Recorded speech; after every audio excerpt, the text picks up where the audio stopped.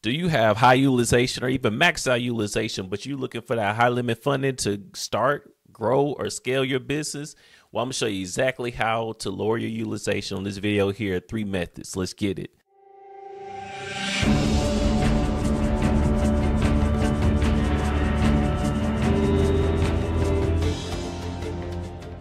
What's going on? It's Colin Brown here from Business Credit a little bit back. So let's get it. First of all, I want to say thank you for everybody that's been subscribing. On one of the last videos that I recorded, I told you guys that at 500 subscribers, I would take some free calls, and we did that. We hit the subscribers. We got the few calls. I'm going to take that link down a little bit because it was only available for a limited time, but thank you. And if you're ready for more business funding videos from someone that has funded hundreds of clients and millions of dollars in business funding, then make sure that you like, comment, and subscribe because we about to get down to it. Now, let's get straight to the video here. 3 methods to lower your credit utilization for maximum funding. All right. Now, what is credit utilization? It's how much credit you used versus how much is available. Example, if you have $10,000 available in your total credit limits, you have used $1,000, which would, and you have used, I edited it out. You have $10,000 available and you have used $1,000. That would make you have a 10% credit utilization, which is 10,000 divided by the 1,000, 10% credit utilization. All right. This applies to personal and business credit cards, but for the sake of this video, we're talking about personal credit utilization because this is one of the most important numbers that you need to know for high limit funding. If you don't have any personal cards, by the way, you can forget about getting business funding for the most part. But if you're going for the 0% business credit cards, which I'm a big proponent of, then you can forget about getting those because the most relevant or the easiest way for the bank to see how you handle or how you would handle business credit cards if they were to approve you for them is to look at your personal credit card history. So if you don't have any personal cards at all, I'm talking about primary accounts, not authorized user accounts. If you don't have any personal credit cards at all, you can forget about it. So you need personal credit cards like yesterday if you don't have any, you happen to be watching this video. But anyways, we're talking about personal credit cards right now because your personal credit utilization is one of the most important factors when it comes to high limit funding. Most people don't realize how much the banks really look at this number. If your personal credit utilization is high, it's seen that you're going through some type of financial distress, some type of financial trouble, right? Because you can't handle the cards that you have available to you. You can't handle it. You know, if your utilization is like 30, 40, 50% and you can't pay that down, no matter how much credit you have available, whether that's 100,000 or 50,000, it shows that you're biting off more than you can chew. So when you go to apply for a business credit card, you want some business funding, that bank is going to be looking at you like, okay, you can't handle your personal cards. Why would I give you business cards? But what's crazy is it's not like that with the business credit cards because you can be at a higher utilization with your business credit cards and still get approved for other funding. But besides the point, for the sake of this video, for the most part, we're talking about personal credit utilization, even though it applies both ways. You have to pay very close attention to this number at all times. And don't be the person that you don't even know what your credit utilization is. I'll show you mine real quick. Let's just go to Experian. All right. And I might have to edit some of this out. Let's go. Let's see what mine is right now. It's 4%. I already know. I know what it is. It's 4%. But let's take a look. Let's actually take a look here. No, keep my current. Where my score at right now? My score right now is 833. And I will have to edit some of this out because it show like, all right, you see? So my credit utilization for my 833 credit score is a 4%. So I have a total of $143,950 available in credit, and I've only used 6311 out of that 143. That puts me at a 4% utilization if you were to divide this number to that number. All right.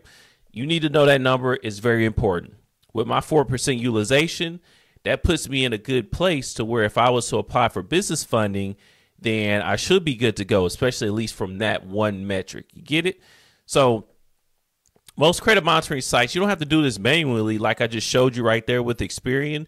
They will show you that number so you don't have to do it manually or like whip it up or anything. So when I say you have to pay close attention to the number, I don't mean like you got to take a calculator out and calculate it and stuff like that. But just know what the number is, especially if you're going for business funding. You have to know that number. Okay. So that's what credit utilization is, or credit usage. Like Credit Karma will call it credit usage. And that's just for those of you that don't know. If you do know, then you like, okay, this brother already talked for like 5 minutes just about credit utilization, but it's okay. We get down to it. But what is high utilization? I would consider high utilization anything above 30% utilization. But the thing is, a lot of people say, they throw out the 30% utilization. You're not doing good if you're at 25% utilization in terms of business funding. You do not want to go in at 25%, 22%, even the 15%. You can do it, but you really want to be at the lowest utilization possible, meaning single digits. Like 3 to 9% we see is a sweet spot for high limit funding. That's where you want to be at. And if your credit utilization is high, like 30%, don't even bother applying for business funding, okay? Unless your company is doing so well, you can do a non-personal guarantee type thing, but which is rare for the most part. And if you guys are watching this and you're a newer business owner, don't even think about it. It's not worth it. Don't apply because you're going to get denied. I'm just telling you right now. Don't risk it. I don't care how bad you need it. Just don't do it. Okay, if you maxed out, you won't be approved for a peanut if you try to put it on credit. All right, take your time and lower it first. Watch the video all the way through to the end, and we'll talk about the different methods. Right, so the banks only lend to applicants that appear they don't need funding. How do you deal with high limit, high credit utilization or maxed out cars? Well, you have to consider how much do you have to pay off. That will determine your method that you're going to use it. Write it down, make a plan, be strategic. That's the name of the game of this channel, is to be strategic.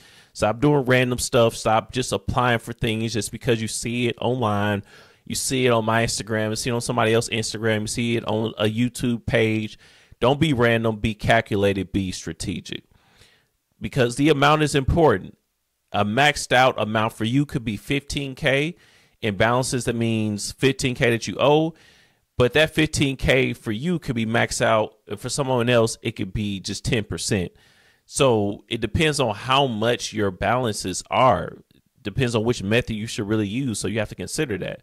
But here are the best 3 methods to lower your credit utilization. Number 1, pay down your cards with cash. You can pay down your cards with cold hard cash if you have it. Just make sure that if you're doing this, it doesn't affect anything, your personal life or your business if you pay it down, right? You don't want to take your last $10,000 to pay down on your cars. It's just not smart, because you're going to need that cash for something else if that happened to be your case. So you still want to have a buffer room there. Like if you can't pay down your car, say if you had a $10,000 balance and say you got like $30,000, and that $10,000 hit won't affect your personal life or your business because you expect to generate that $10,000 within the next month or so, then yeah, pull the trigger on it. But if not, then you may want to consider this method. All right. But by the way, when I say paying down your cars in cash, you can do this from just there's more to it than just paying down using the cash out of your personal and business checking accounts. Okay, I ain't ending this out. By the way, this is not financial advice. Nothing on this video is not financial advice. This is just for educational purposes. But just to let you know, you could pay down your cards using a 401k that you have, depending on how much is in there and what you plan on doing with it. Selling stocks, selling crypto, selling real estate, or other assets that you may have. Am I telling you to do this? No, I am not.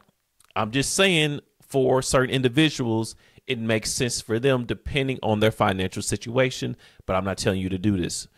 Okay, you would have to determine, you or whoever it is, your accountant, financial advisor, whatever the case, within you yourself, your family, you would have to determine if it's worth it for you, depending on your situation. Okay, sometimes the short-term gain that you get from paying down your cards, whether it's just the interest rate that you're saving, whether it be the business funding you're going to get, whatever it is, sometimes it makes more sense to do this in the short term so you can generate the income, the revenue in your business, so that way you can put the money back later. Because what's the use if you got a bunch of money in a 401k, but you can't get nothing going in your business, and you could be using that money right now, and then once a year, 3, 5, even 10 years, you have the cash now to put it back, you haven't really lost much because it's still going to compound and you still will have that money. But of course, it's a risk, obviously, if you were to do one of these things, but everything is a risk. When you get up and wake up and go about your day, it's also a risk too. But that's why I say be strategic. Now, that's method number one. So, that makes sense for a lot of people. All right. Now, method number two, use a balance transfer. You could do a balance transfer from one or more of your high utilization cards and transfer them to someone else. Notice I didn't say to your own cards, and which that could be an option too. Let me say this. Or yourself. Do I want to give you all this hack? Do I want to give it to you? Golly, okay. I brought it up. I'm gonna have to give it to you. So you could, before I even go to the rest of what I have written down here, I'm just gonna give y'all a gem real quick. All right. And I can't believe I'm getting this out for free to y'all, but it's all good. Look, so there's a way to where you can do a balance transfer within your own cards. Say you apply, you get approved for a new credit card, 20K with Navy Federal or something like that. You only got 10K in limits. As soon as you get approved for that Navy Federal card, I'm just throwing out random cards as an example. Say you got 10K balance, a 20K Navy Federal card. You do a balance transfer from the 10K over to the 20K Navy Federal card. Before that Navy Federal card reports to show up on your credit reports, you should have that balance already paid off and report to the credit bureau. So you'll have a week to 3 week kind of window room and wiggle space to apply for business funding at that point in time. Now, you need to know what you're doing here, because even if you did the first part right, if you don't get the right business funding, you won't feel like it's worth it at that point. And I'm not a big proponent of adding personal cards unless you really need them for business funding, depending on how your profile is set up. So that's a way you could do it within yourself. But mainly I was talking about to somebody else. I just had to throw that in there a little off the record, a little off the script per se. All right. Let me know. Comment below if you appreciate that, because I'm telling you that if you know what I'm saying right there, that would help out a lot of people. But anyways, so when you transfer to somebody else, that could be a significant other, family member, or business partner. Now, you don't have to be legally married or anything like that to do a business partner. Just to let you know, it could be anyone. Because when you're doing a balance transfer, you're really taking money from one loan to another loan. All right. So, yeah, the banks don't care. As long as you have the information and both participants, both parties are aware and willing, then you're all good. All right. Aware and willing. Just want to let you know, I'm not saying you have to say that. I'm not talking about doing balance transfers to anybody random or something like that. But anyways, just disclaimer. But anyways, this could be a benefit for multiple reasons. You could qualify for business funding a lot faster than you would if you're just paying down your cards manually, right? You could balance, or you could possibly save on interest too as well, depending on the card or the promo offer on the balance transfer. And once you're funding and you make more cash, you can use this to pay down on your cards. Now, caution, this could potentially cause the person on the receiving end of a balance transfer to get higher credit utilization. Okay, so say if your utilization is 50%, the person that you're doing a balance transfer to is only 5%. You transfer your balances over to the person with the 5%. Now they may be at 50%, even though now you at 5. So that has to be something, of course, that both parties know, aware, willing, and You know, you making a quote unquote financial sacrifice to be able to make that happen.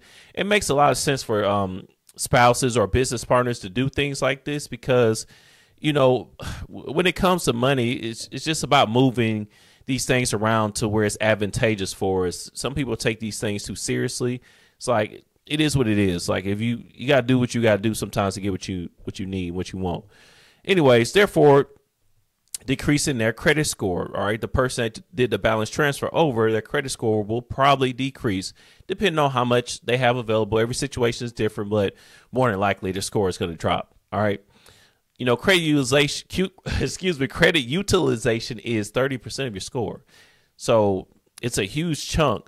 The second determining factor of your credit score is credit utilization. So it's a huge factor.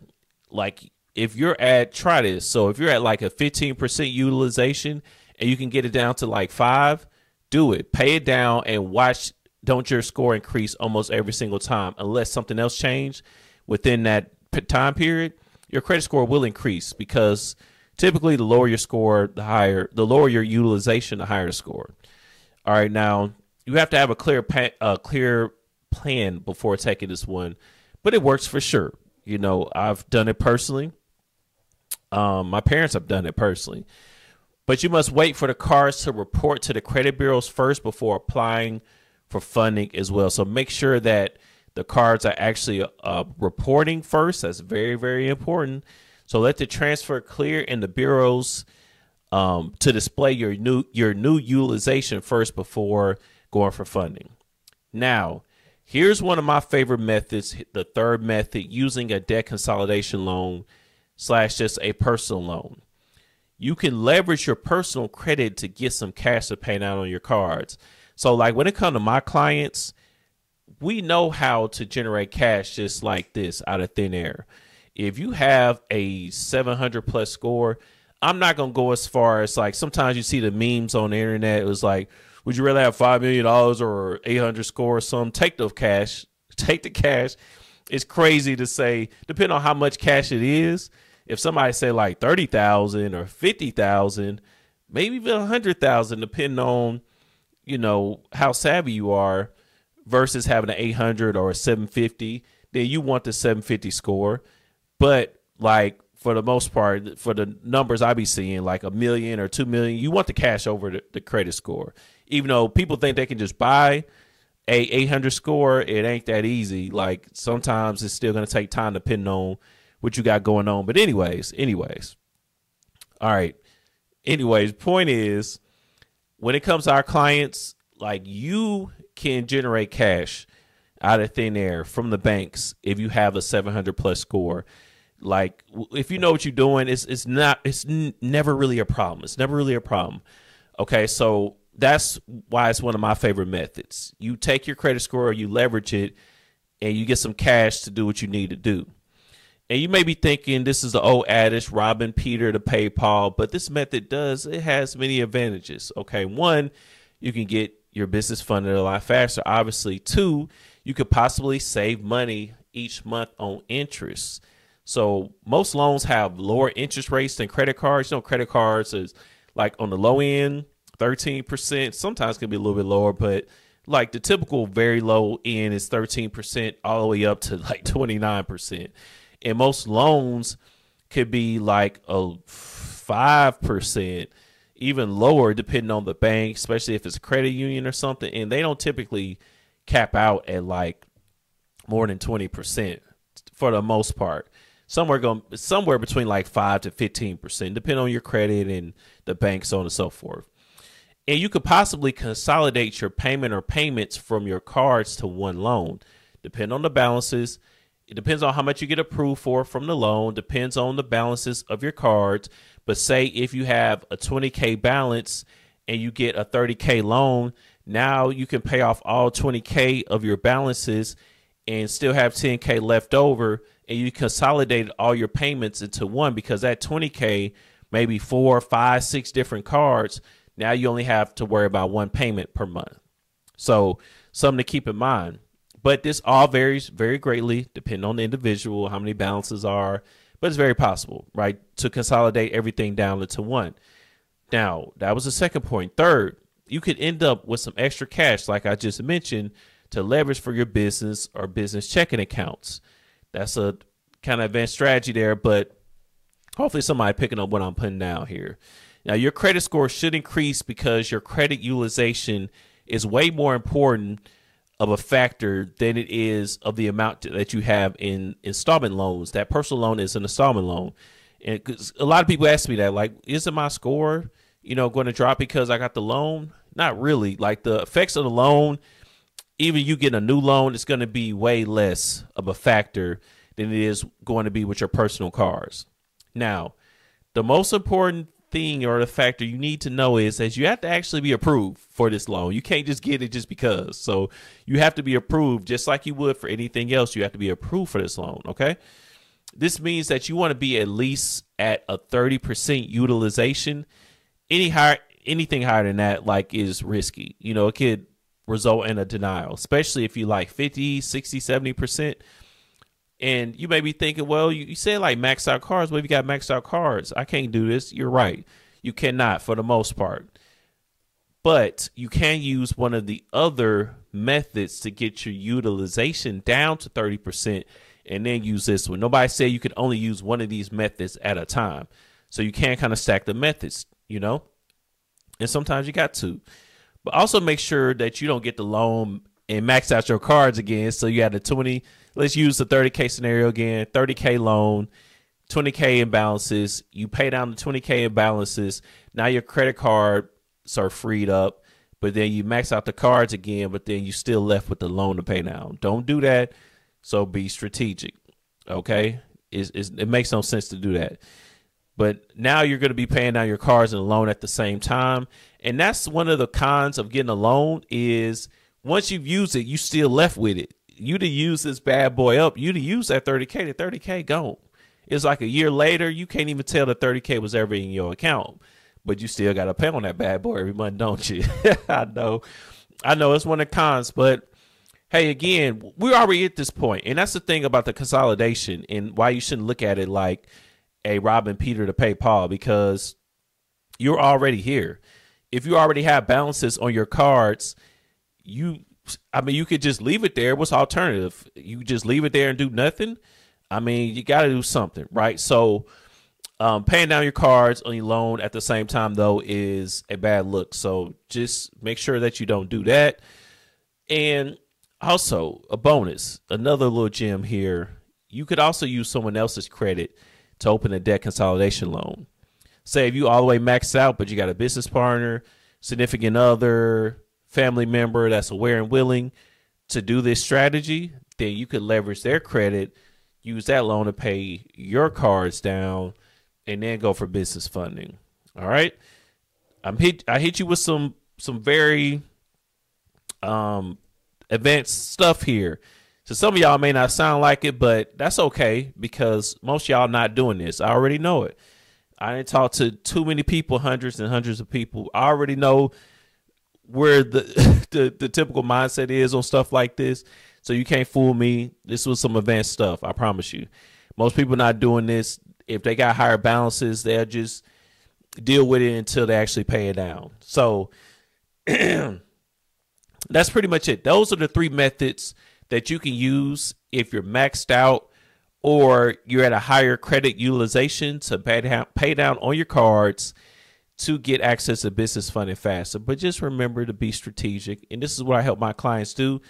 And this is how we always get our clients. When I say always, when qualified, we get all of our clients at least 50 to 150K in business funding. And with many of them doing over 200K plus in business funding and even up to 250K within 90 days. But it depends on the client, depends on the situation. Everybody's not going to get that, obviously, but at least 50 to 150K, we can consistently get that for the clients that's qualified.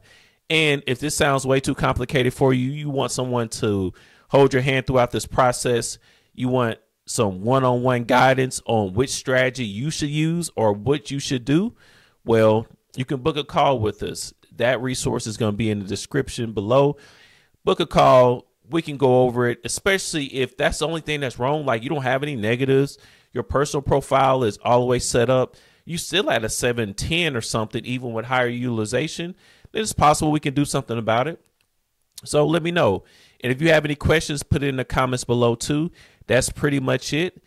See y'all in the next one. Let's keep going, baby. Let's keep going with the weekly funded videos so I can make sure you guys get funded too. See you in the next one. Peace.